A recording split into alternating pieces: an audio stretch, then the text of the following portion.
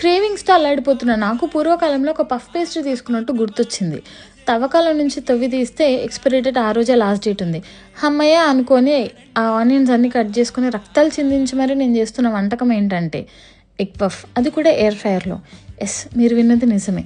ఒక 100 ఉల్లిగడ్డలు కట్ చేసుకొని ఉప్పు వేసుకొని సాటే చేసుకొని వాటిని మాడగొడితే ఫ్లేవర్ చాలా బాగుంటుంది. కావాలంటే మీరు కూడా ట్రై చేయండి. బేసిక్ ఉప్పు, పసుపు, కారం, గరం మసాలా, ఆ మసాలా, ఈ మసాలా అన్నీ వేసుకొని సైడ్కి ఎగ్స్ కూడా బాయిల్ చేసుకున్న తర్వాత పఫ్ పేస్ట్ని కొంచెం ఇట్లా ప్లెయిన్గా పరిచి కొంచెం ఆ ఫ్రోజన్ అయి ఉంటుంది కాబట్టి కొంచెం సేపు ఆగిన తర్వాత ఇట్లా స్క్వేర్ షేప్లలో కట్ చేసుకున్న తర్వాత ఎగ్స్ పెట్టి ఆ స్టఫ్ని మనం అందులో ఆ పేస్ట్ పైన వేసి ఎగ్ వేస్తే అయిపోతుంది. అన్నీ ఈ మాదిరి చేసుకున్న తర్వాత మనం చేస్తుంది ఎయిర్ ఫ్రైయర్లో. అండ్ మీకు నచ్చిన షేప్స్లో చేసుకోవచ్చు. నాకు వచ్చిన షేప్ ఇదే, నాకు తెలిసిన షేప్ ఇదే కాబట్టి నేను ఇదే చేస్తున్నా.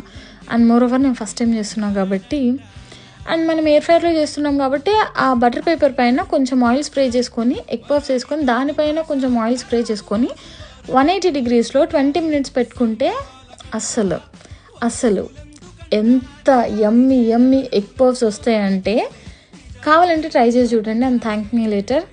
Bye guys, follow for more.